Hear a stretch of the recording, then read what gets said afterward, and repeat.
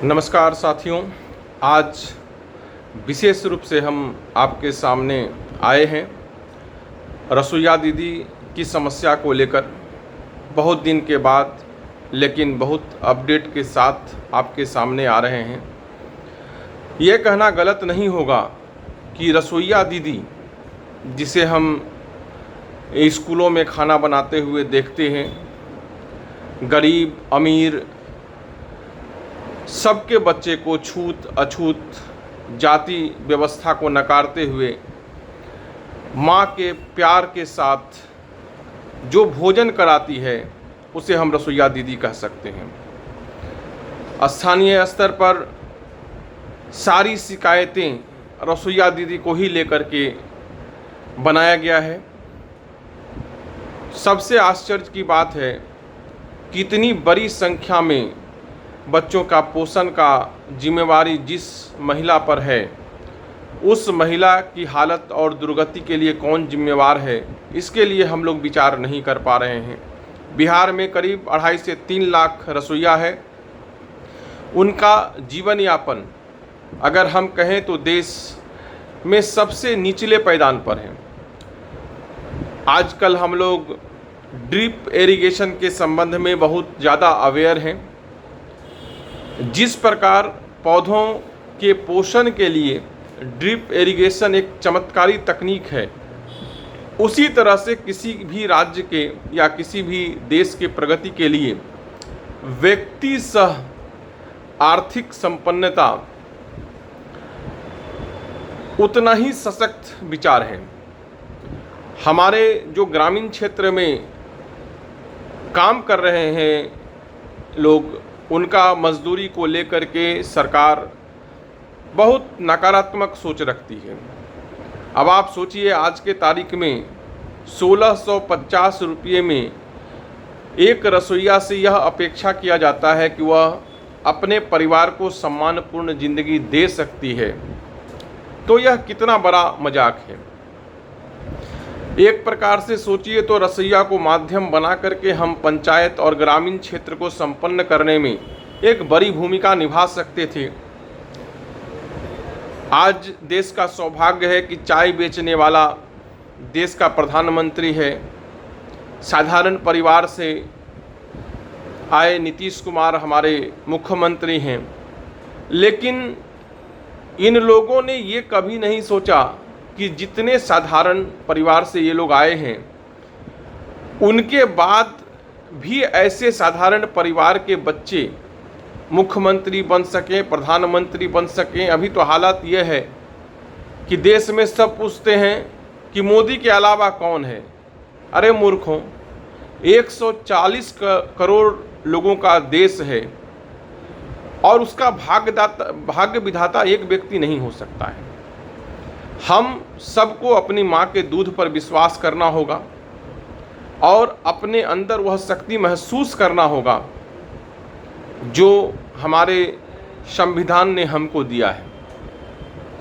आज बहुत दुखी मन से मैं रसोइया दीदी का बात विचार उठा रहा हूँ और रसोइया दीदी से भी आग्रह है कि आप लोग हमारे इस चैनल को सब्सक्राइब कीजिए, अधिक से अधिक आपस में एक दूसरे को शेयर कीजिए। अभी देश दुनिया में क्या है उसको जानिए, समझिए। और जानकारी ही ताकत है। जानकारी होगी तो आप संगठित भी होंगे। संगठित होंगे तो सरकार परिवर्तन करने की क्षमता आपके अंदर है। आप सरकार को चुनौती दे सकते हैं, अपने दुर्भाग्य को अपने कुंडली से हटा सकते हैं। कोई शनि राहु केतु आपके भाग्य को प्रभावित नहीं कर पाएगा अगर आप अपने आप को दुनिया के हालात के अनुसार तैयार करके रखेंगे। अभी मैं इधर कुछ दिन से देख रहा था कि देश में रसोइया को कहाँ पर कितना पैसा मिल रहा है, तो आपको आश्चर्य होगा कि जिस स्टेट में सबसे कम तनख्वाह मिल रहा है उसमें हमारा बिहार का नाम है। और ये निश्चित रूप से शर्म का विषय है। हम सबको शर्माना चाहिए कि हमारी राज्य की माता की दुर्गति क्या हम लोगों ने कर रखी है। आंध्र प्रदेश में 3000 है रसोइया का मानदेय, अरुणाचल प्रदेश में 5000 है, असम में 4000 है, बिहार में 1650 है, छत्तीसगढ़ में 4000 है, दिल्ली में 7500 है, गोवा में 6000 है, गुजरात में 4000 है, हरियाणा में 6000 है, हिमाचल प्रदेश में 5000 है, जम्मू कश्मीर में 5000 है, झारखंड में 4000 है, कर्नाटक में 6000 है, केरला में 9000 है, मध्य प्रदेश में 4000 है, महाराष्ट्र में 6000 है, मणिपुर में 5000 है, मेघालय में 5000 है, मिजोरम में 5000 है, नागालैंड में 5000 है, उड़ीसा में 1000 है, पांडुचेरी में 21000 है, पंजाब में 6000 है, राजस्थान में 1000 है, सिक्किम में 5000 है, तमिलनाडु में 12000 है, तेलंगाना में 3000 है, त्रिपुरा में 5000 है, उत्तर प्रदेश में 7500 है, उत्तराखंड में 5000 है और वेस्ट बंगाल में 1000 है। इसमें हो सकता है कि कुछ सूचनाएं गलत हो, अगर गलत है तो आप हमको उससे अपडेट कीजिएगा, अपडेट होने से हम उसको ठीक करेंगे। लेकिन इससे ये बात तो साबित हो गया है कि बिहार में रसोइया को लेकर के सरकार गंभीर नहीं है, और सरकार की गंभीरता सिर्फ रसोइया के प्रति नहीं है, ऐसा नहीं है। बिहार में शिक्षा के भी प्रति वही स्थिति है जो रसोइया की स्थिति है। शिक्षक पढ़ाई छोड़ करके अन्य दूसरे कामों में व्यस्त हैं। कोई वोटर लिस्ट बनवा रहा है। शिक्षकों की क्या जिम्मेवारी है, पढ़ाई छोड़ करके सारा काम सरकार चाहती है कि शिक्षक ही करें। अगर हमारे बच्चे हमारे लिए प्रमुख हैं तो हम अपने शिक्षकों को कितना महत्व देते हैं उससे यह पता चलेगा। अगर शिक्षक शिक्षा छोड़कर कोई दूसरा काम कर रहा है तो इसका मतलब साफ है कि हमारा शिक्षा के प्रति जो हमारा सोच है वह उतने ही दर्जे नीचे है। सबसे बड़ा दुर्भाग्य यह है कि जिन विद्यालयों पर हम गरीबों के बच्चों का भविष्य छोड़े हुए हैं, उन विद्यालयों के शिक्षक से शिक्षा का अवसर हम छीन लिए हैं, पढ़ाने का मौका हम छीन लिए हैं। बच्चे अब पढ़ नहीं सकते हैं, स्कूल में जा कर के केवल खिचड़ी खाएं, यही उनका भविष्य रह गया है। रसोइया एकमात्र ऐसी कर्मचारी है स्कूल की जो अपने बच्चे को उसी स्कूल में पढ़ाती है। कई बार तो समाज में यह पूछा जाता है कि वह शिक्षक हाथ उठाएं जिनका बच्चा उनके ही स्कूल में पढ़ता है या किसी सरकारी स्कूल में पढ़ता है। यह देश का सबसे बड़ा दुर्भाग्य है कि शिक्षक जिस स्कूल में शिक्षा देता है उसे पता है कि वह वहाँ पर क्या पढ़ा रहा है, और वह जो पढ़ा रहा है वह उसके अपने बच्चे के लिए सफिशिएंट नहीं है। उसको उससे बहुत ज़्यादा जानना है, और इसलिए वह अपने बच्चे को उन स्कूल में भेजता है जो सरकारी नहीं है। आपको जानकर आश्चर्य होगा कि सरकारी विद्यालय में कम से कम तनख्वाह 20,000 रुपया है। निजी विद्यालय में शायद ही किसी को 20,000 रुपया मिलता हो। अपने से कम तनख्वाह वाले स्कूल में विश्वास कर मास्टर साहब अपने ही सेवा को गाली देते हैं।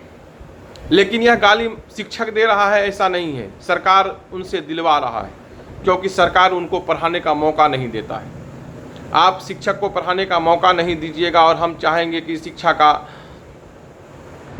भविष्य उज्जवल हो जाए, तो यह उन लोगों के साथ भी मजाक है, उन शिक्षकों के भी साथ मजाक है जो अपना कैरियर शिक्षा में देखते हैं, जिन्होंने कठिन प्रतियोगी परीक्षा पास करके बिहार में शिक्षा का दीपक जलाने का संकल्प लिया। ऐसे शिक्षकों का हम मजाक उड़ा रहे हैं। खैर, अभी हम रसोइया दीदी पर केंद्रित होते हैं। हर वह समाज कभी भी गौरवशाली नहीं हो सकता है, कभी भी विकसित नहीं हो सकता है जिसका निचले तबके के लोग निरीह और अनाथ की तरह ज़िंदगी जी रहे हैं। अगर रसोइया का भविष्य संकट में है, अगर रसोइया अपने भविष्य को नहीं संवार पा रही है, अगर रसोइया खाना बना करके अपने बच्चे को उज्जवल भविष्य नहीं दे सकती है, तो आप विश्वास मानिए कि बिहार अपनी 80% संभावनाओं को दफन कर दे रहा है। रसोइया दीदी से जब बात होती है तो आज भी वह बताती है कि ऐसे कई स्कूल हैं जिसकी संख्या करीब 77% है, आधा से अधिक है, जहां पर खाना लकड़ी के चूल्हे में बन रहा है। मैंने एक बार आह्वान किया था कि अब बिजली करीब करीब हर जगह पहुंच गया है। गैस के जगह सरकार को बिजली के हीटर के विकल्प पर विचार करना चाहिए, क्योंकि गैस हर समय पहुंचाना संभव नहीं होता और सरकार जितना पैसा खाना बनाने के लिए देती है वह शायद गैस को सपोर्ट करने के लिए आर्थिक रूप से पूरा नहीं पड़ता हो। और यही वजह है कि मास्टर साहब चाहे अनचाहे, जाने अनजाने में लकड़ी की ओर मुड़ते हैं और हम अपने रसोइया को धुआं के अंधकार में झोंक देते हैं। आप स्थानीय स्तर पर हीटर का प्रयोग कीजिए। आज के तारीख में बहुत इफ़िशियंट हीटर आ गए हैं, इंडक्शन हीटर है, इंफ्रारेड हीटर है।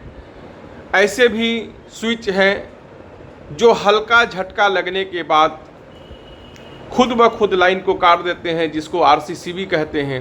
RCCB लगा करके आप दीजिए, वहाँ पर कोई दुर्घटना नहीं होगा। और हमको लगता है कि बिजली का प्रयोग खाना बनाने में सबसे सस्ता विकल्प होगा और सबसे निश्चित और सुरक्षित विकल्प होगा।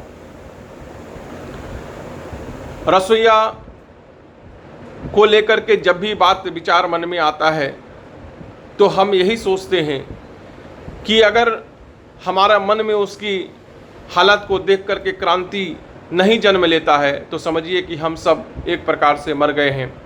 हमारे अंदर सांसें तो चल रही है, जिसको धोकनी बोलते हैं। कबीर कहते थे कि वह इंसान धोकनी की तरह है जिसमें विचार का प्रवाह नहीं है।